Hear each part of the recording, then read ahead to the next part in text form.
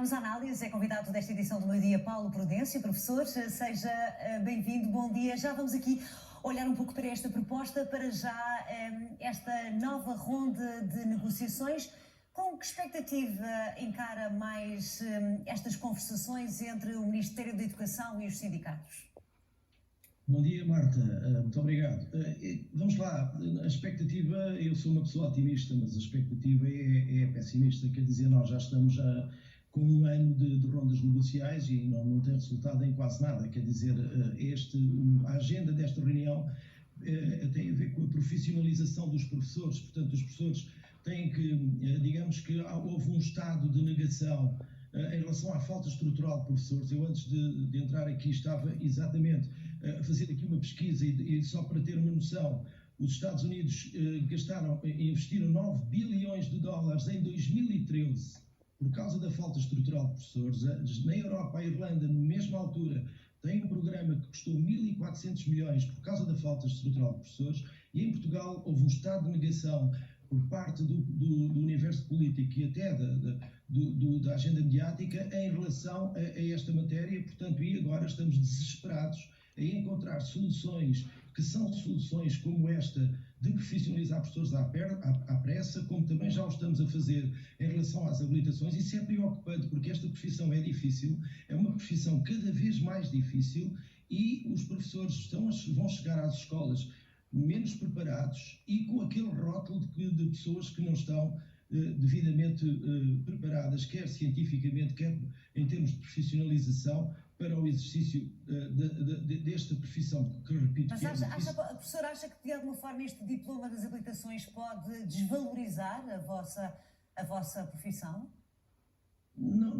Sim, quer dizer, embora não são, digamos, não são as profissões que fazem as pessoas, são as pessoas que fazem as profissões. Todavia, essa é uma discussão que podemos sempre ter, mas o que é um facto é que já há esse rótulo e essa questão já se está a colocar, porque já são vários professores, alguns só com habilitação própria, onde o conjunto de créditos científicos exigidos para o exercício da profissão é muito inferior àquilo que seria expectável e que seria necessário, e com a profissionalização também. Mas também em relação a esta ronda negocial, digamos que nós é preciso nos recordarmos que estamos a fazer um ano que houve uma explosão de indignação dos professores por causa de uma questão muito concreta, que foi a passagem dos concursos de professores para as escolas, e os professores não confiam no modelo autocrático de gestão das escolas e na avaliação kafkiana do desempenho. Isto parece que não é discutido.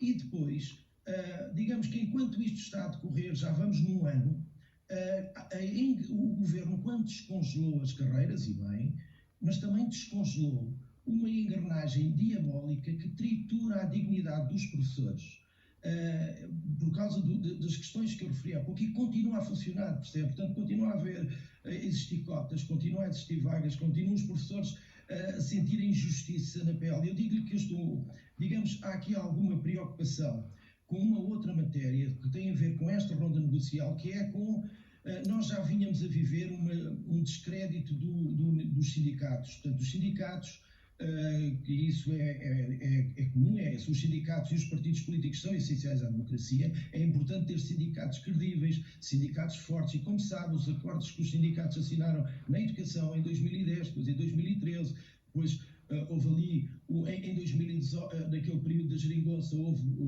de certo uma ausência do universo sindical, e isso, os professores deixaram de confiar nos sindicatos. Entretanto, apareceu um pequeno sindicato, o STOP, há coisa de um ano, que trouxe algumas novidades. Conseguiu contrariar aquela coisa do sindicalismo que parecia que funcionava por calendário, quer dizer, fazia greves todos os anos naquele dia, àquela hora, aquela coisa, greves que não tinham eficácia nenhuma, e esse sindicato veio abalar com isso. Por outro lado, e notou-se que os professores... Mas isso, na sua opinião, é positivo?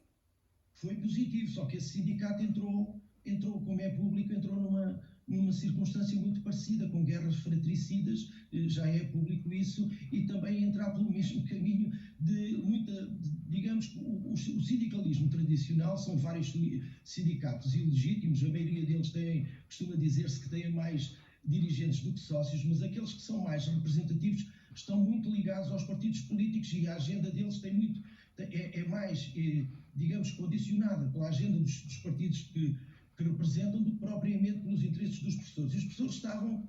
O stop foi uma lefada de ar fresco, só que, entretanto, também foi uma lefada de ar fresco por uma outra questão muito importante. A educação costuma dizer-se assim, quando alguém começar a dizer-lhe que, Marta, que uma escola, que uma sala de aula deve ser assim ou assado, que os professores devem ser assim, desta maneira, ou as escolas desta forma ou da outra, deve perguntar-lhe quando é que lecionou a última vez nesse nível de ensino.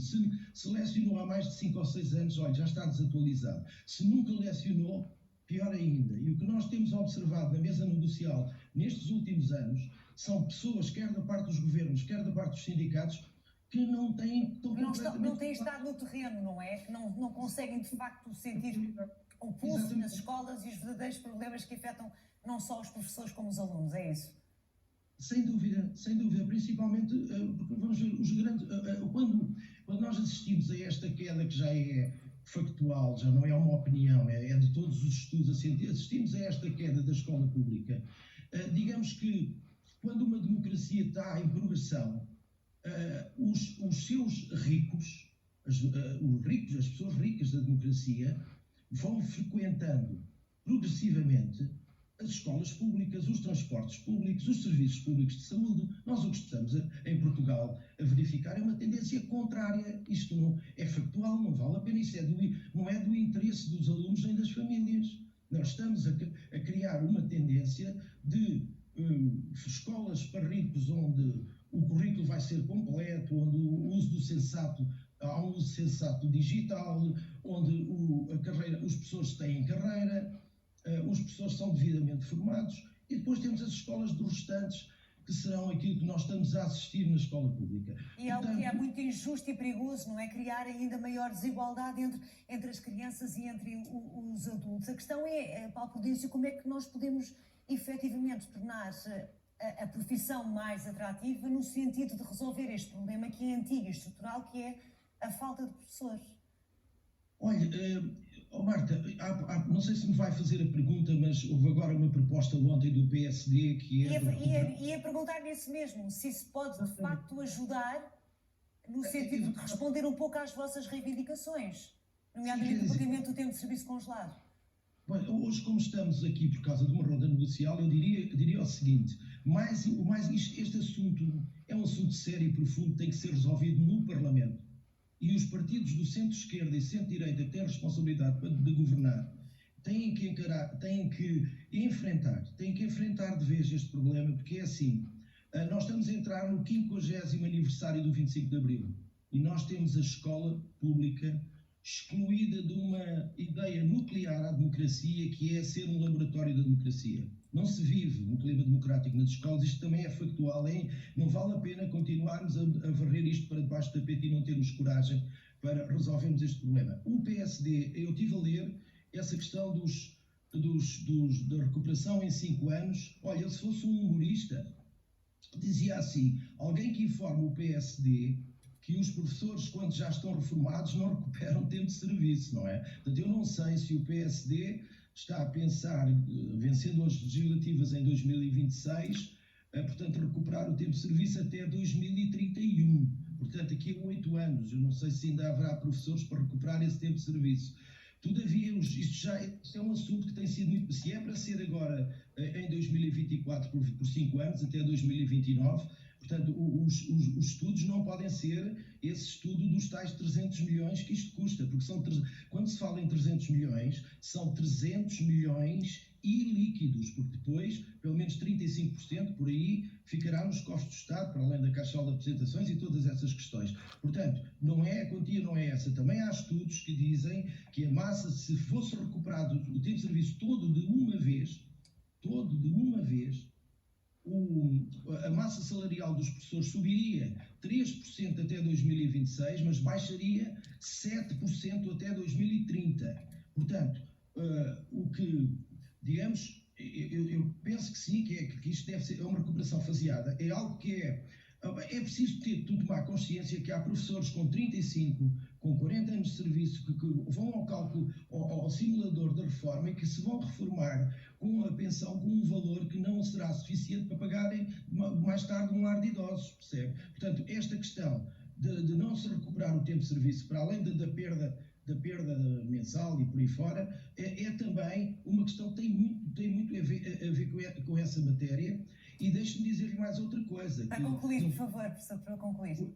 Exatamente, porque os partidos que têm, no caso, deixe-me dizer-lhe isto já agora para depois, não vai ser possível. Eu estava a analisar essa proposta do PSD e vejo esta questão da recuperação do tempo de serviço. E acho que para já tem um mérito, que é o mérito de não dar o assunto por encerrado. Mas eu vejo nessa proposta que o PSD quer recuperar novamente a avaliação kafkiana com estes modelo de gestão das escolas, incluí-la nos concursos de professores para seriar os candidatos, percebe? Estas pessoas não estavam cá em novembro de 2022, quando os professores explodiram exatamente por causa desse assunto, e eu vejo isso novamente nesse documento de proposta do PSD, como vejo uma outra questão que me parece incrível, que é colocar na seriação dos candidatos a concurso a residência. Ora, se tivermos 10 professores que residem na mesma rua, são todos professores de matemática, e se nessa rua há uma escola que tem uma vaga, vão ficar lá. O que acontecerá aos outros, não é? É de facto uma matéria concreta e muito complexa,